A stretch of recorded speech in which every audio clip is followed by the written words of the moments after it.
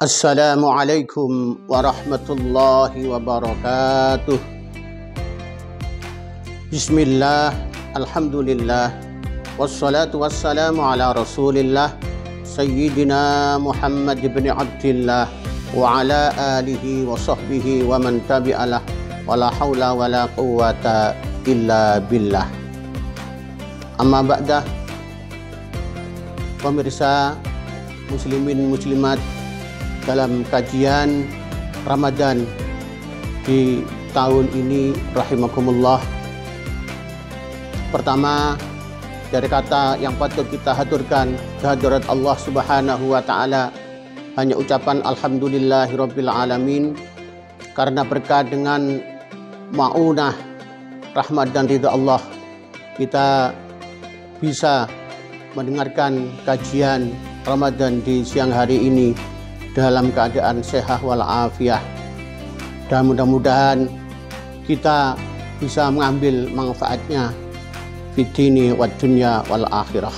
Salatullah wa salamuhu mudah-mudahan selalu tetap daiman ila Rasulillah Muhammad sallallahu alaihi wasallam, tentunya yang telah membawa kita minal kufriyah ilal imaniyah, minal jahiliyah ilal akhlaqiyah, yaitu dinul islamiyah. Hadirin muslimin muslimat rahimakumullah, baiklah, dalam kajian Ramadan hari ini kami akan mengangkat tema orang tua sebagai pendidik utama. Hadirin kaum muslimin muslimat rahimakumullah, kita sebagai orang tua tentunya sepatutnya kita sebagai pendidik, sebagai guru pertama dan utama dalam keluarga.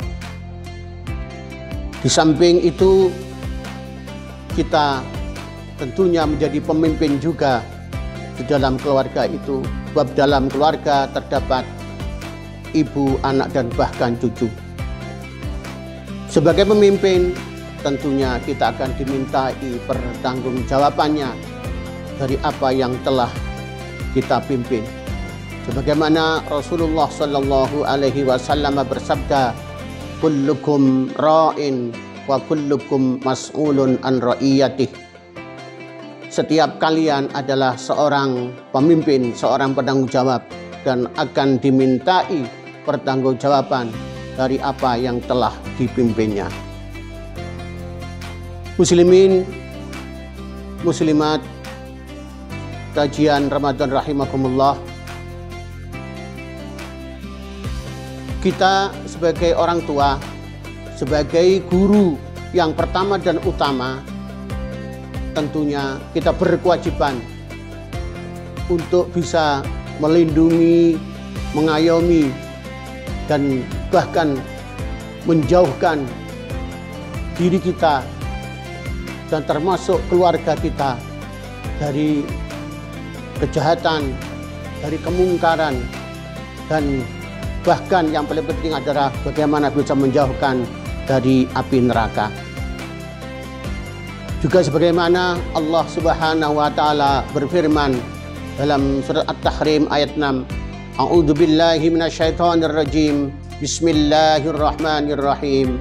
Ya ayyuhalladzina amanu qu anfusakum wa ahlikum nara. Wahai orang-orang yang beriman, peliharalah dirimu dan keluargamu dari api neraka. Muslimin muslimat rahimakumullah, oleh karena itu, dari itu semua, maka kita sebagai orang tua dalam rangka untuk menjadi pendidik sebagai guru utama dan pertama, supaya berhasil dalam pendidikan kita kepada keluarga, maka kita harus selalu berpegang teguh apa yang telah disabdakan oleh Rasulullah Shallallahu Alaihi Wasallam sehubungan dengan hak-hak anak atau kewajiban orang tua terhadap anak.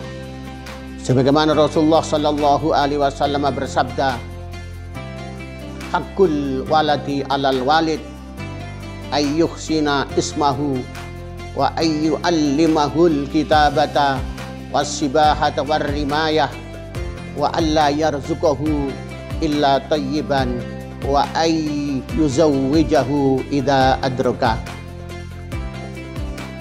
Haknya seorang anak atas orang tua atau kewajiban orang tua terhadap anak adalah memberikan nama anak yang terbaik. Yang kedua, memberikan pembelajaran baca tulis, berenang atau memanah. Yang ketiga, yaitu memberikan rezeki yang baik. Dan yang keempat, mengawinkan anak tatkala sudah menemukan jodohnya. Muslimin muslimat rahimakumullah, dari hadis di atas kita dapat mengambil pelajaran sebagai orang tua, sebagai guru pertama dan utama dalam keluarga. Pelajaran yang dapat kita ambil yang pertama, kita harus selalu memberikan nama anak yang terbaik, sebab nama itu adalah doa.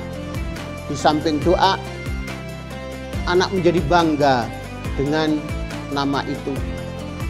Apa sajakah nama-nama yang baik menurut agama? Yang pertama, nama-nama itu bisa diambil dari Asmaul Husna, umpamanya seperti Abdurrahman, Abdurrahim, Abdul Razak, Abdul Wahab, dan banyak lagi Asmaul Husna yang jumlahnya 99 itu. Tinggal milih mana yang terbaik menurut Anda. Dan selanjutnya bisa diambil juga dari nama-nama para nabi seperti Nabi Musa, Nabi Harun, Nabi Sulaiman umpamanya, Nabi Shu'aib, dan beberapa banyak nama-nama nabi. Dan selanjutnya bisa juga dengan nama malaikat, dipilih malaikat yang terbaik, mulai dari malaikat Ridwan umpamanya sebagai penjaga surga, dan bisa juga malaikat yang pembagi rezeki umpamanya malaikat Mikail. Itulah termasuk nama-nama yang baik, sehingga anak akan menjadi bangga karena nama itu sudah baik dan mengandung doa. Jangan sesekali memberikan nama yang tidak baik, sebab di samping anak itu menjadi minder dengan teman-temannya dan sepergaulannya, juga nanti tidak ada semangat karena dari nama itu. Oleh karena itu, kewajiban bagi orang tua, bagaimanapun caranya, kita harus berusaha memberikan nama anak yang baik. Tidak bisa banyak ustadz guru di lingkungan kita meminta kepada mereka, insya Allah ada jalan. Yang kedua adalah kita sebagai orang tua, maka harus selalu bisa memberikan pembelajaran ilmu, baik ilmu itu yang bermanfaat untuk duniawi, lebih-lebih yang bermanfaat untuk ukhrawi. Ilmu-ilmu yang bersifat duniawi, maka arahkan anak-anak kita sesuai dengan bakat dan minatnya. Dan sesuai dengan ukhrawi tentunya, kalau kita mampu, berilah pelajaran sendiri, baik itu Al-Quran dan lain sebagainya. Yang terpenting, anak tersebut sudah membawa atau mempunyai ilmu-ilmu yang bermanfaat untuk akhiratnya. Kalau bisa tidak mampu, bisa dititipkan di pondok-pondok pesantren dimanapun. Yang penting pesantrennya itu adalah pesantren yang ahlu sunnah wal jamaah. Atau kalau memang kesulitan, masih banyak juga sekarang madin-madin di mana-mana, titipkan di madrasah-madrasah diniyah yang ada di lingkungan kita. Selanjutnya, hadirin muslimin muslimat rahimakumullah, yang dapat kita ambil pelajaran adalah kita sebagai orang tua maka wajib untuk selalu memberikan uswatun hasanah, suri teladan yang baik kepada keluarga kita, kepada anak-anak kita, baik secara qauliyah maupun secara ibadah. Secara qauliyah kita harus penuh dengan akhlak ucapan-ucapan kita, penuh dengan ketawaduan. Insya Allah kalau ucapan kita tawaduk, penuh dengan akhlak, maka keluarga kita, putra-putri kita akan mencontoh, kita akan menjadi baik. Tapi kalau sudah ucapan kita ini kotor, jauh dari akhlak, tentu anak-anak kita akan mencontoh kita tidak baik dalam ucapannya. Hingga ucapan ini sangat-sangat penting. Oleh karena itu, di samping itu sebagai uswah yang baik, maka dalam lingkungan keluarga jangan lupa kita selalu memberikan contoh hal-hal yang sifatnya ringan tapi itu penting, seperti masuk rumah selalu beruluk salam, mau makan berdoa, mau setelah makan alhamdulillah dan lain sebagainya, sehingga anak-anak kita dapat meniru dari apa yang telah kita lakukan. Secara ibadah begitu juga, kita harus bisa memberikan contoh terbaik. Kalau bisa anak-anak kita, istri kita ajak berjamaah. Kalau kita memang rumahnya dekat dengan masjid, kita ajak ke masjid. Kalau jauh bisa di rumah diajak berjamaah. Yang penting selalu kita memberikan contoh sholat yang istiqomah. Insya Allah kalau kita sebagai orang tua istiqomah dalam beribadah, maka anak-anak cucu kita akan menjadi orang yang istiqomah juga. Selanjutnya, muslimin muslimat rahimakumullah, kita sebagai orang tua, sebagai guru pertama dan utama adalah kita harus selalu memberikan nafkah yang baik atau memberikan makanan yang baik, yang bergizi, dan yang paling penting harus halal. Dengan makanan yang bergizi dan baik, insya Allah tumbuh kembangnya anak akan menjadi baik. Dan tidak kalah pentingnya adalah harus halal. Sebab dengan halal itulah insya Allah energi yang tumbuh, otak yang tumbuh, darah yang tumbuh dalam diri anak kita insya Allah akan menjadi darah yang baik, pribadi yang baik, karena dari makanan-makanan yang masuk adalah makanan yang baik, yang halal itu. Sehingga berapa banyak terkadang orang yang pinter, orang yang cerdas, tapi kadang-kadang akhlaknya tidak baik. Itu diantaranya. Atau bisa-bisa kadang-kadang mohon maaf durhaka kepada orang tua dan selalu mengganggu lingkungan, itu biasanya mohon maaf karena makanan-makanan yang dimasukkan dalam perut atau yang dimakan itu tidak halal, baik secara zatnya memang tidak halal maupun perolehannya tidak halal. Hadirin muslimin muslimat rahimakumullah, selanjutnya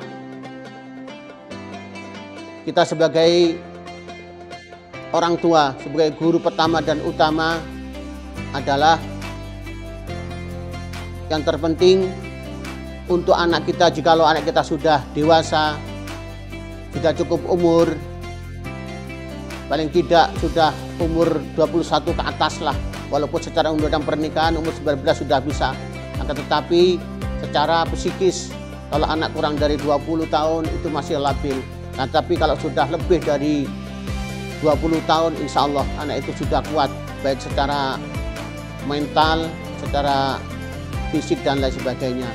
Insya Allah kalau sudah ketemu jodohnya segera untuk dinikahkan.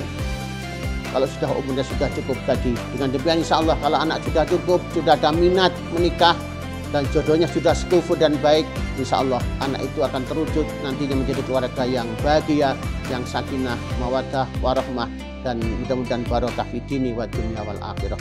Demikian yang dapat kami sampaikan, mudah-mudahan ada guna dan manfaatnya. Akhir kalam, wallahu muwaffiq ila aqwamit thoriq. Wassalamualaikum warahmatullahi wabarakatuh.